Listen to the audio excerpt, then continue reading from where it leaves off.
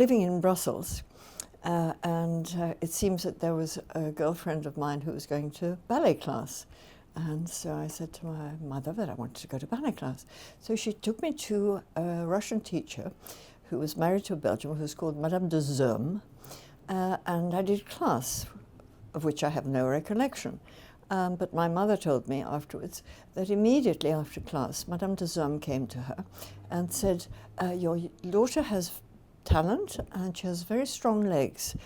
Can you go and get her some pointe shoes for the next class, please? I know they were black because I can remember that. I don't remember going on pointe then, but I was one of those who went to the Legat school, actually, much later, when I was 9, the boarding school in Tunbridge Wells. And Madame Legat had all the girls on pointe, as far as I remember. And in fact, I had a lovely little anecdote.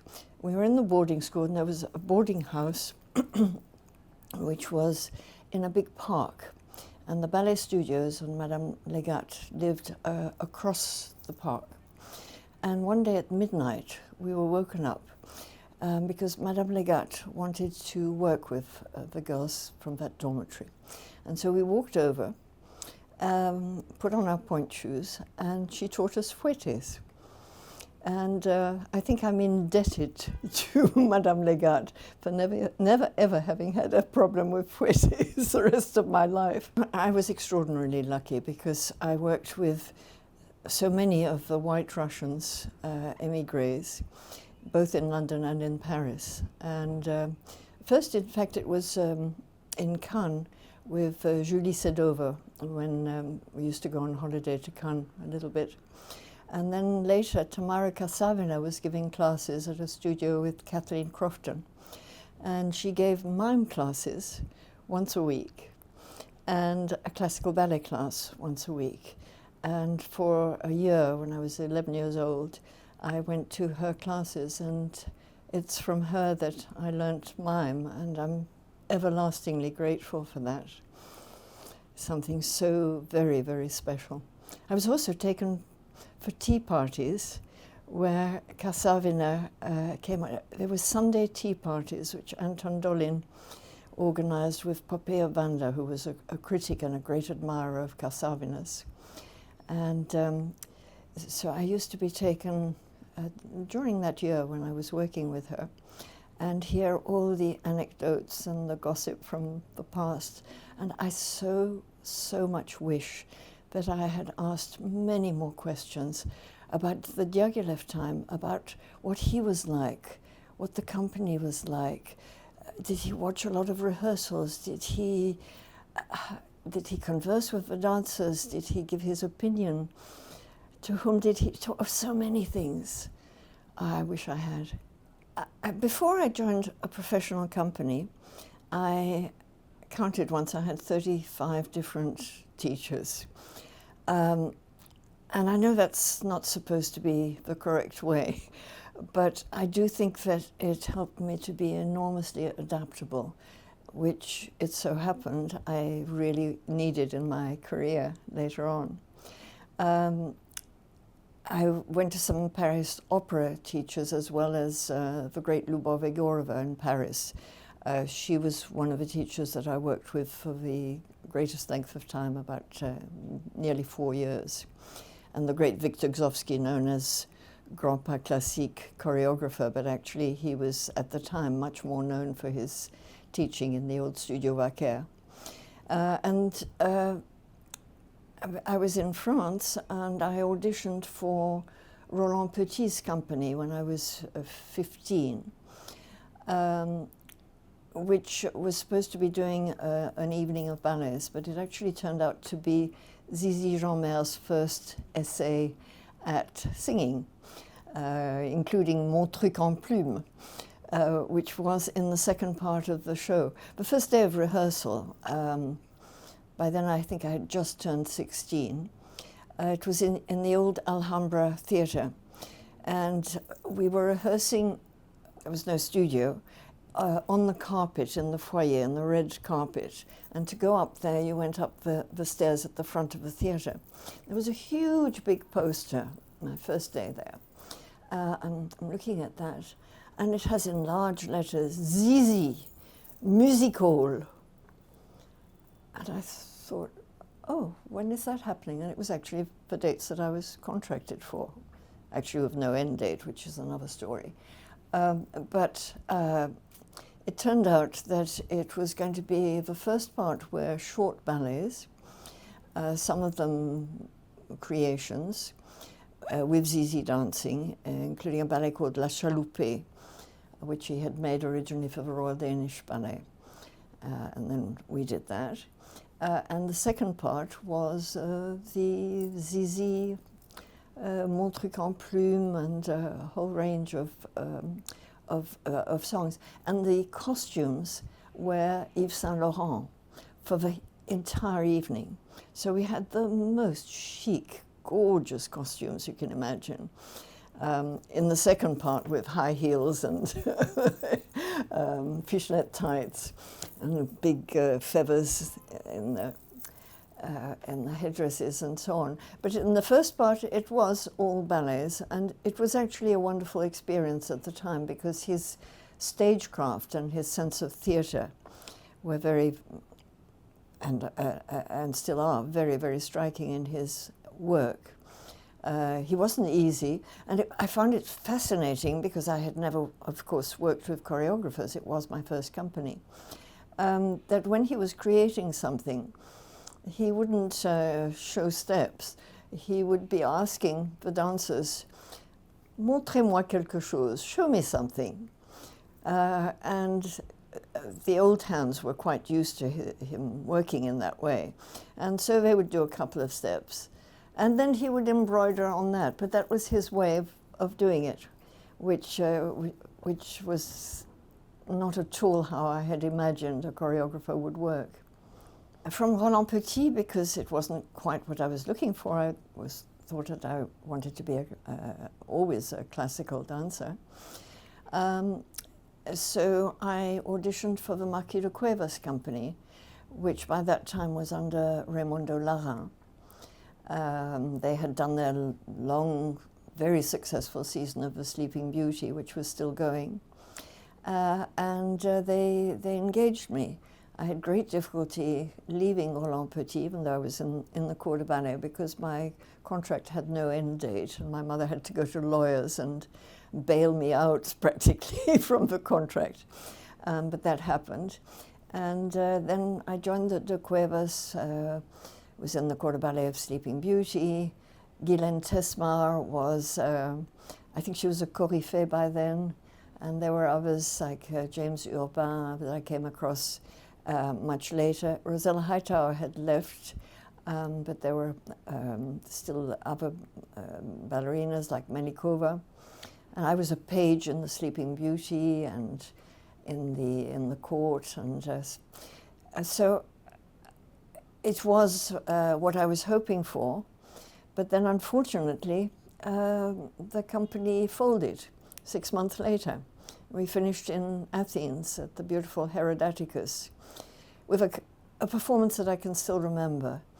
We were doing Aurora's Wedding, Sleeping Beauty, Act 3, with guest artists Henning Kronstam and Niels Kellet from Denmark, wonderful, wonderful dancers.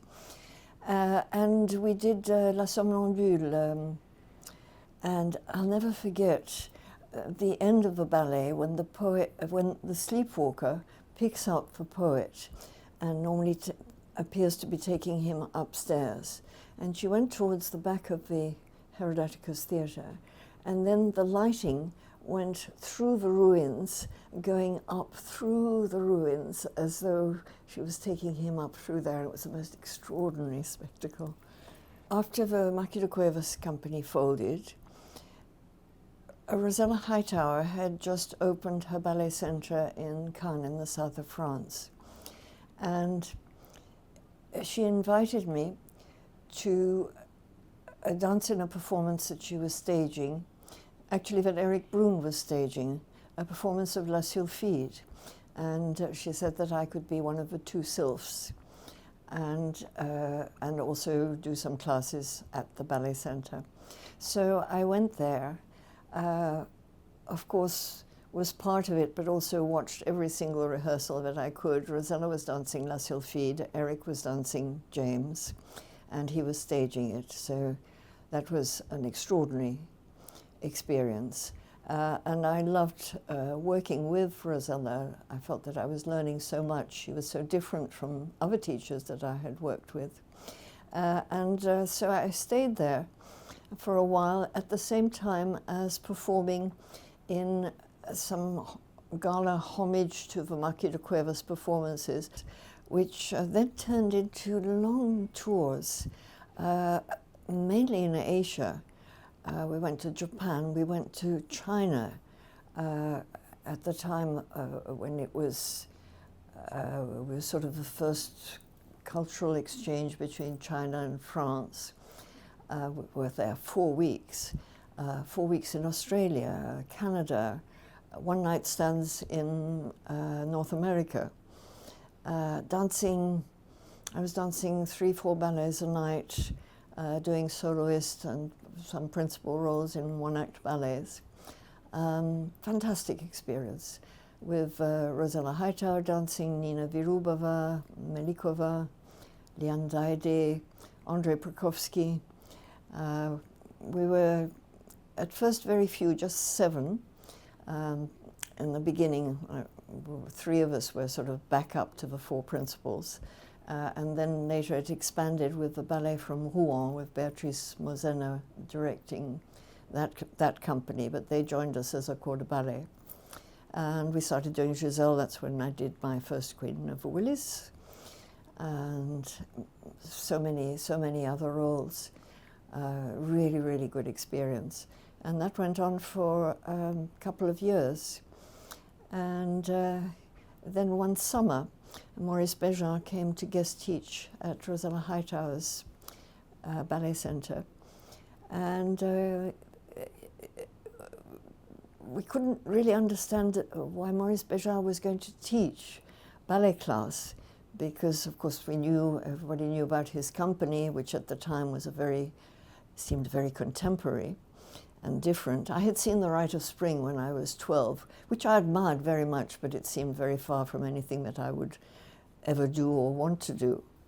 But he came, and it turned out that Asaf Messera had been guest teaching for a year or 2, and also, unbeknownst to me, Béjart had danced with Mona Inglesby's company here in England, and had danced classical ballets, which he loved to tell stories about later when I joined his company, and he would be laughing at himself dancing the Bluebird and dancing the Prince before he became a choreographer. So he gave a wonderful class, very, very Russian, very Vaganova Russian, very Messera, Asaf Messera. And the ballet company, the Ballet du XXe siècle, was dancing in Avignon at the time.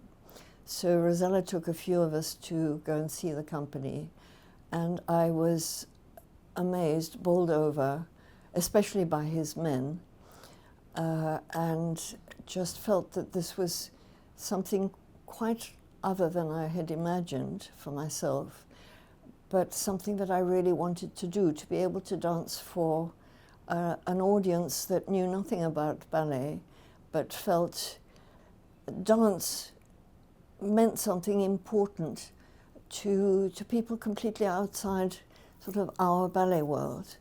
And that fascinated me, as did his choreography and the dancing of his men. And I thought, if I managed to join that company, I'd like to have a go at being as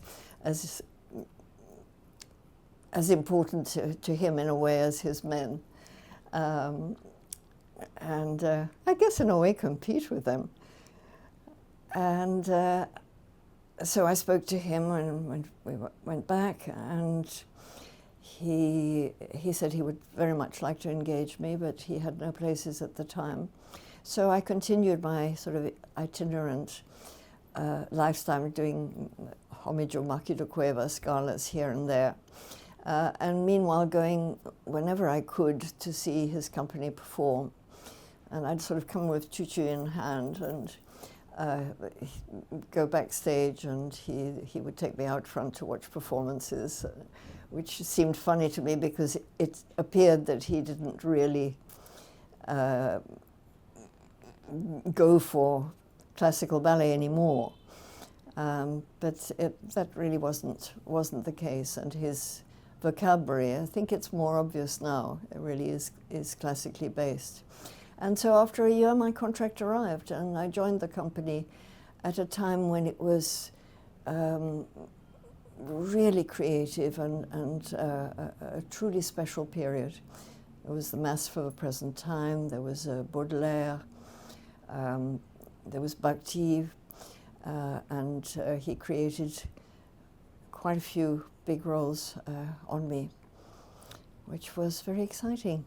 I was with Ballet du XXe siècle for 4 years, wonderful years. Again, I learned so much about theatre. I was there when Béjart created the Songs of a Wayfarer for Rudolf Nureyev and Paolo Bartoluzzi, whom I admired very much. It was fascinating. George Don and Paolo Bartoluzzi were the two main male principals who were so different, but fascinating to watch. And Béjart was wonderful, I felt quite wonderful to work for. He was very methodical in the way he choreographed. He knew his music backwards. He knew he had a plan for all his new work. He didn't have steps, but he knew how he wanted to approach it. And he was never, not like when I'm choreographing, never nebulous and not quite sure what he wanted. You know, even with a corps de ballet, he would be, all right, so I want 8 of you, that A, B, C, D, E, F, G, come in from here, you come in from there. And then the steps would come, but you felt when he was creating that you were part of that. Because of course later I realized how many different ways there are to choreograph, and that some will come entirely prepared with every step written down and they just sort of cut and paste put on you. And others of course work with the individuals, which is enormously satisfying. And I think perhaps one of the very important things about being part of a creative process as a dancer, because when you're being taught ballets that exist, or if you're a choreographer who has decided in advance, you can feel as though you are just an executor of the steps, and hopefully of more than that. But I think it's quite easy to forget that you are an artistic, creative person, and not just a copier or a good student copying the steps and doing the steps as best you can. But it's what you bring to a work, and I think working with a choreographer helps you with that a lot. But then after 4 years, I was invited by Rosella Hightower to dance The Sleeping Beauty in Barcelona with Rudolf Nureyev. It was Noëlla Pontois, étoile of the Paris Opera, who was supposed to, but she was pregnant, I think. And so at the last minute, Rosella, who was in charge of the Ballet de Marseille, who was artistic director, asked Maurice Béjart if he would loan me to her, to her company. And unusually, because that didn't happen with Béjart's company, he allowed me to go. And I had 2 weeks to prepare while I was still working with Béjart. But I had worked with the Russian teachers, with Egorova, especially on a lot of Aurora's solos, and pas de deux classes as well. So I knew the ballet work by myself. And 2 days before the premiere, I went to Barcelona on that stage that was raked like this before the fire. And Nureyev joined the day before. There was a tiny little studio at the bottom of the Liceo Theatre, down some stairs, tiny studio, and we did our first rehearsal there. And then went up on stage and did a dress rehearsal. And then it was 5 shows on the trot with him, which was, as you can imagine, a fabulous experience. And he was very kind to me, at that time anyway. Later, a year later, I did Don Quixote in his production, because The Sleeping Beauty had been in Rosella Hightower's production. And the Don Quixote was in Don Quixote, you say in England. This was in the Marseille Opera House. And there I had 3 weeks rehearsal, which was great, because somehow I was always the person who was thrown on at the last minute in everything in my career. So that was bliss. And we would have so much fun, because we would go do class, then there was a morning rehearsal, then together with his assistants and with Bobby Helpman, who was playing the Don, we would go to an Italian restaurant and have lunch, go back to the theatre, rehearse in the afternoon. Great. Same again, dinner, Italian restaurant. After dinner, he would go and do his solos, because he would be rehearsing the company during the day, and then literally in the evening after dinner, go and do his solos, and also the Gypsy Pas de Deux, which he wanted to revise. And so he re-choreographed it on me, which was, again, a fabulous experience. I've been so lucky. That is the Pas de Deux, which is mainly done now in his version of Don Q, in fact. So after The Sleeping Beauty, I felt that I wanted to go back to the classics. Dancing Sleeping Beauty was something that I had not quite expected, because it wasn't one of the ballets that I had imagined would suit me particularly well. Swan Lake, yes, Giselle, perhaps not obviously suited, but I dreamt of dancing Giselle. But Sleeping Beauty was a revelation in how beautifully the choreography was made, and just such a joy to dance. And so I felt I wanted more of that. So after it was decided that I was going to leave Maurice Béjart, which was a hard decision, because I loved what he did, not everything, but certainly at the time when I was there were fabulous ballets, and I was very, very fond of him.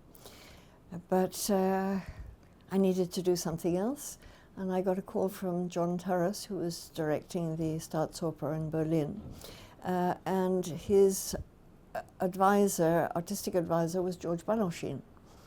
And Balanchine had asked him to give me a contract and do some of the Balanchine works, because he was interested in my joining New York City Ballet, which in the event never happened. But I worked with the company at Staatsoper, together with Evdokimova actually, and did quite a lot of the Balanchine repertoire, which, although many people had said to me before, I don't know, because of long legs or something, that Balanchine would suit me particularly well. But I think I always tried to do something with the roles, and I think it wasn't what was expected. So towards the end of the year, I was expecting to hear from Balanchine and hoping to join his company. I thought it would be such an extraordinary experience, from having been in a male-orientated company like Béjart to then go into a female one. And I was all ready and excited at the possibility of this experience, not really understanding that it probably wasn't the right place, because that's the way one is as a dancer.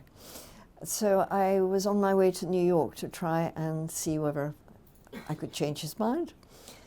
And on the way, I passed by London, and Peter Williams, who was editor of Dance and Dancers, and whom I knew from before, I think from the time with Dolin and Kasavina and so on, invited me to go and see London Festival Ballet and introduced me to Beryl Gray in the interval. And in the interval, Beryl asked me if I would like to guest with the company. And so on my way to the airport next morning, I signed a contract to do 2 performances of Swan Lake with Festival Ballet. So went to New York with Swan Lake contract in my pocket, and came back, did the 2 Swan Lakes, then she asked me to stay for Nutcracker, and then she asked me to join the company that August.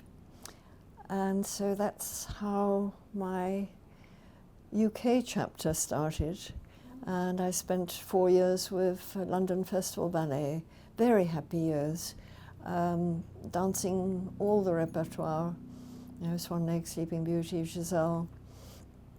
Ronnie Hind made Le Baiser de la Fée for me. So it was a very, very special time. After my 4 years with London Festival Ballet, I was invited to guest with Sadler's Wells Royal to dance Checkmate. Dame Dinette was restaging Checkmate, both for Sadler's Wells and for the Royal Ballet at Covent Garden. And actually Makarova was dancing the Black Queen at the same time. So we rehearsed a bit together with Madame, which was great fun, as you can imagine. And I danced Prodigal Son, the Siren in Prodigal Son, and Raymonda. And then Peter Wright asked me to join for the year. And I danced Gypsy Girl and 2 Pigeons, and continued, and Queen of the Willies for him. It was lovely to work with him, because at London Festival Ballet, there was really very, very little coaching. And during my time there, I actually went to Copenhagen in my holidays to work with Vera Volkova on Sleeping Beauty, and Tony Lander, because I was also doing Etude, and I wanted to hear from the horse's mouth as much as I could. And so working with Peter Wright was special. Again, the theatricality, the dramatic side, which he's so good at in all his work, but also in his coaching, but also the pure ballet side of it. So that was another very, very good experience. And then I went on to freelance, during which time I danced with Jonathan Kelly a great deal. We had a partnership for quite a number of years, which was lovely. And also with Adam Luders at the time with London Festival Ballet. And during that time, the Royal Ballet were very good to me. They allowed me to do class with the company here in London. And that was very enormously helpful, because when you're freelancing, to go and do outside classes, to keep yourself going between engagements is really, really difficult. I actually gave my first class to the Royal Ballet with Margot Fontaine and Makarova in the class, because the teacher hadn't turned up. And they asked me to teach the class, I just remembered, as we're talking. But it was during that time, and between some guesting, that the possibility came up for me to do a one-woman show. completely out of the blue. I refused. I mean, I said I didn't have any idea what I could do. But I then thought, how often do you get offered a theatre for 3 weeks? It was a 100-seater little theatre near Euston Station. And I devised a program which was based on a day in a dancer's life, showing what happens behind the scenes, showing rehearsals, showing the coaching which sometimes one got, but more often than not one didn't get. And I persuaded Svetlana Beryosova to take part as the coach for this particular, it was eventually became in 3 different, based on 3 different ballets. The original was on The Sleeping Beauty. And I named it Steps, Notes and Squeaks. We performed in London. The Open Space was the name of the theatre. It doesn't exist anymore. We started with a week there, and then it was so successful that it went to the Royal Court Theatre for a week, and then to the Ambassadors for another 2 weeks. And I suppose it was the beginning of showing an audience what happens behind the scenes, sort of looking through the keyhole, which now is done a great deal. But at the time it was not. And in the program that I devised, I based it on actual rehearsals. We didn't have a script as such, but we did have a basic structure using what I felt an audience would find interesting, and also the amusing things that can happen in a rehearsal. So it was part improvised and part, but very structured, and showing also just the fun things, costume fitting that always comes at the wrong time, the difficulties with lighting and so on, in a very primitive way, in a way, but just to get it across, and finishing with a performance of the actual pas de deux that we had been coached in. And then later, this took off. We went on tour with it. We went to many different places, including Australia, which probably is what led eventually to my being appointed artistic director there, because I'd had experience, even in a small way, which had been seen in Australia. We went to New Zealand also, we went to Greece, we went all over the place with it. And it was wonderful for me to have the opportunity to work with Svetlana Beryosova, but also at that time it was so sad that audiences couldn't see her dance anymore, but they could see her coaching, because when I first, I had asked her before this, and that's how the idea came up. I had asked her to coach me in, I can't remember what particular ballet, and I was so moved watching her, simply explaining how you give your hand to a partner when offering for a promenade. You know, the art of, literally the art of the ballerina. And at the time I thought, oh my goodness, if only her audience, an audience, could have the opportunity to see just that. So in a way, in a big way, the idea for Steps, Notes and Squeaks came to me as an opportunity to show Beryosova just so exquisite as a coach. Just amazing and wonderful. And then we toured with her a great deal. Later we did an extraordinary performance at the Old Vic. I think it was 2 or 3 years after the first performances. And we did 3 different episodes, one on Swan Lake, one on Giselle, and again on The Sleeping Beauty. And we had 3 different coaches.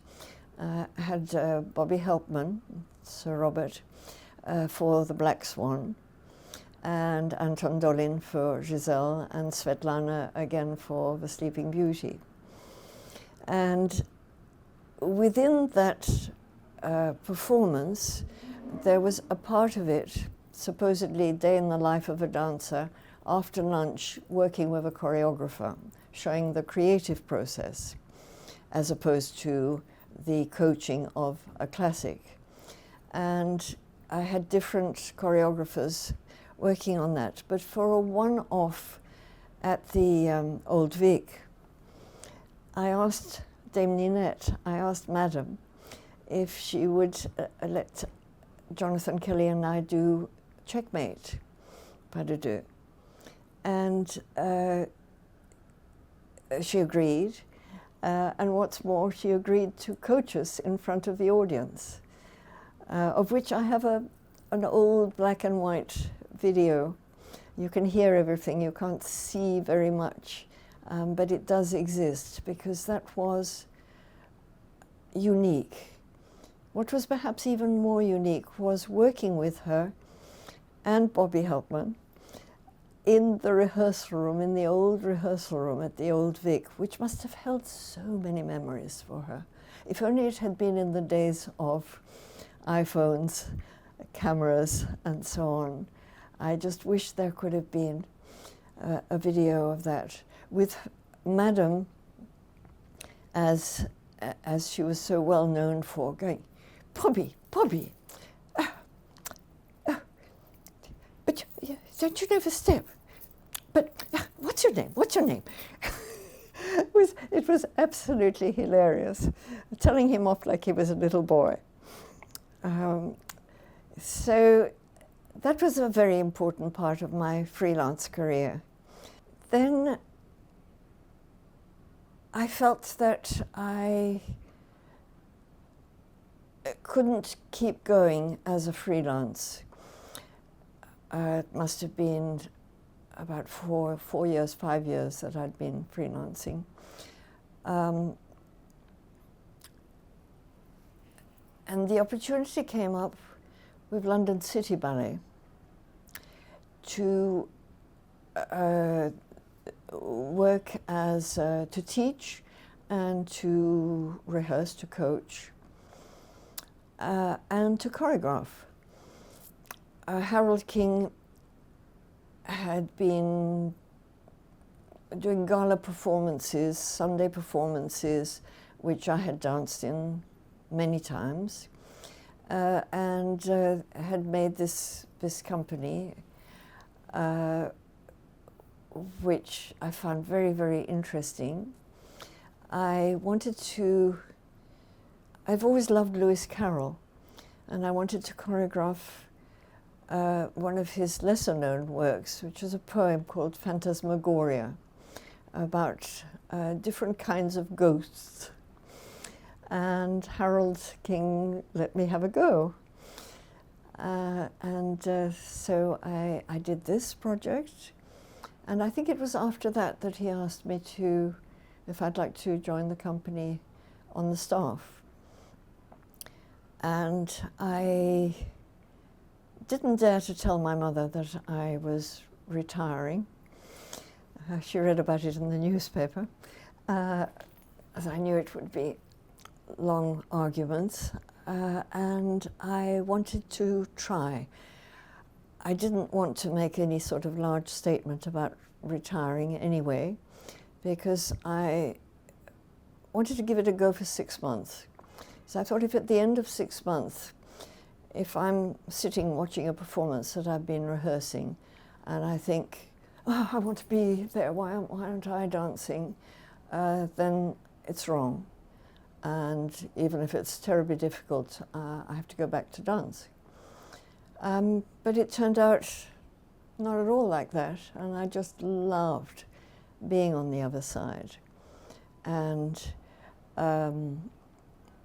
coaching, and rehearsing, and teaching, and passing on as best I can. Really fell in love with that. I think it had always been somewhere with me, because during my dancing career I'd always, when not performing, gone out into the audience and watched performances, and so often felt, oh, if only the lighting was better, or it could do this, or the rose on that costume if it was here rather than there for that dancer. I wanted to meddle with it, I think. But I didn't even think of directing or staging ballets. But it was, I mean, I went out in the audience because I wanted to see what the audience sees. And that's always what fascinated me. And I felt that if you watch in the wings, you're getting a completely different view. And now I realize, and I think I put that into practice, but I really do try, and when I'm rehearsing dancers or staging a ballet, I try and see it from the audience's perspective and not from the ballet specialist. So I was in the Tube reading a copy of Dance and Dancers, and there was an advert for director of the Australian Ballet. I knew, as everybody did in the ballet world, about the strike that had occurred the year before. And also I knew the company because I had been a guest artist there on several occasions, dancing Sleeping Beauty and Romeo and Juliet, and Cranko's Romeo and Juliet. So I knew the company quite well. But came home, came here, and in the time of answering machines, found a message from David Palmer, who was working for the Australian Ballet here in London. He said, "Oh, have you seen the advert? The Australian Ballet are looking for a director, you must apply." So that gave me the idea of applying, which I did, and they flew me to Australia, and I met the board, and I met Peter Byrne, who had been the administrator, and actually the cause he was the man who had caused the strike earlier, he was still administrator at the time. And they interviewed me, and I met the company, I watched performances. I loved the company, so much energy, so much vitality. Was hoping, but not expecting. And then on the 1st of December, the chairman of the board, Sir Robert Southey, rang me, I think it was 7 o'clock in the morning, not good in the morning usually, and said, "You've been appointed artistic director, and you start on the 14th of January, which was my birthday, actually. And that was 6 weeks later. And so I packed up everything, went off to Australia, and started 14 years, 14 extraordinary years. I loved my time in Australia. Because of the tremendous talent in the dancers, a number of ballet schools that were first started by the Ballet Russe dancers when the Ballet Russe toured Australia during the war, and many of them stayed there. And the results of that are still obvious, actually, in the training of Australian dancers. Of course, they are no more, but they've trained other dancers and so on. My first year, of course, I inherited repertoire, but it was pretty good repertoire. There was also supposed to be a tour to London with, I don't know if the tour was with Meierling or whether Meierling was coming into the repertoire, but we didn't have the dancers at the time for it, so I had to say no to that and to the tour because I didn't feel that the dancers were ready. It was a year after their strike. It hadn't been an easy time for the company. I didn't want to go into too much of what had occurred before. I just wanted to get going and move forward, gain the dancers' trust, but I felt it was important not to tour abroad until the company was ready. And so I joined in 1983, and the company came to London in 1988 and danced at the Opera House. And I sort of brought coals to Newcastle almost, because I brought the Sleeping Beauty, which I think many people thought I was crazy. But it went down really well. And it was very, very exciting. Her Majesty the Queen came to the performance. It was Jubilee year.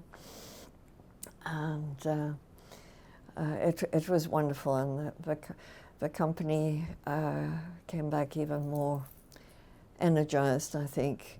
We came back to London in 1992, to Coliseum, when I brought Checkmate.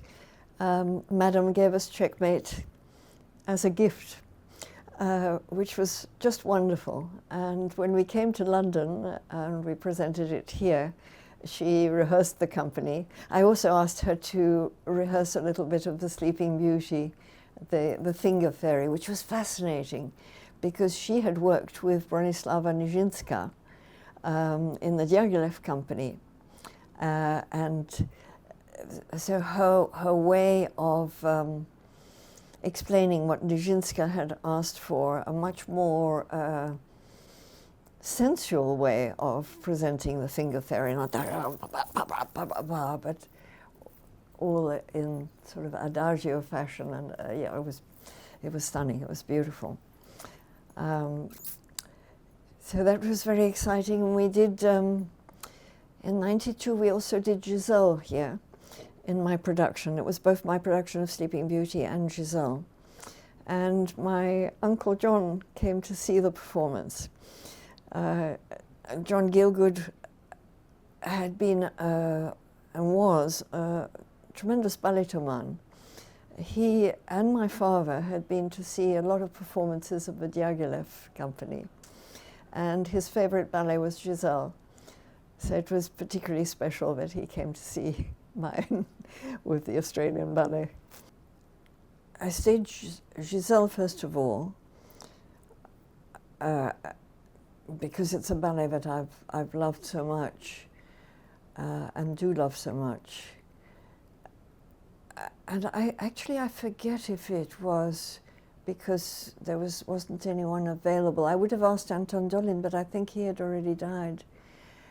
I know with the Sleeping Beauty, which was my next ballet,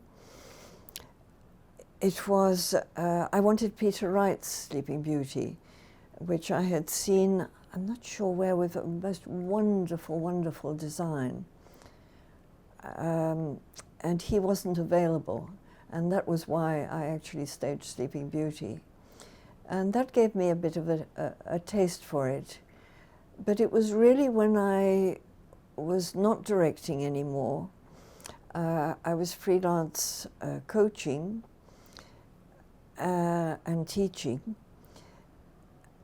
And I was asked to stage Coppelia in Australia for Christine Walsh, who was a principal of the Australian Ballet. She had a school, and she did some wonderful performances every Christmas, beautifully staged with orchestra. She designed the costumes, first rate. And I thought, well, why not? Challenge, go for it. And so I did Coppelia, and it was a challenge because I couldn't just stage a traditional Coppelia, because she only had 2 boys for mazurka. So I had to fiddle with that and realized I quite enjoyed it. And then I went on to actually fiddle a bit with the Dance of the Hours. So I just sort of discovered that I could do it, and really enjoyed the process. Because I also stage or have staged ballets by Nuryev's Don Quixote, for instance. I've staged a great deal in Milan 3 different times, and Serge Liffard's Suite en Blanc. But staging your own classical work is something else, because you can really do how you feel it. When you're staging somebody else's work, it's a big responsibility, because you try as best you can to be bringing the vision of that particular stager. In case of Nureyev, you know, Nureyev has certain quirks, and some of it I greatly admire, some of it less so. But of course, as a stager, it's one's duty to do as one believes he would have wanted, and so on. So when it's your own, you can really do it your way, feeling, because I believe, I hope that I respect the tradition. I damn well should, from all the people that I've worked with, had the great luck to work with, from the Russians like Kasavina, like Sedova, like Egorova, who worked with Marius Petipa. So I hope that that tradition is ingrained enough in me that it comes through. That's what I'd like. I've actually now completed almost a whole cycle, because having first done Giselle, then The Sleeping Beauty, Coppelia, I've also done a Cinderella, which is entirely my own, because there isn't a, you know, apart from the Ashton, there isn't a classic. I've done a Swan Lake, I've done Don Quixote. It's more generic when you're talking of Don Q, because there are certain elements that come through in every production, but still I've done that one. And I've just completed Nutcracker in Santiago for the Ballet of Santiago, which Cesar Morales is now heading since last March. He's from there, but of course we all know him from, I had worked with him in English National Ballet when I was coaching there. And then he had many years in Birmingham Royal Ballet. And yes, I've actually done a Nutcracker. I wasn't sure that I would get that opportunity, but it was great fun.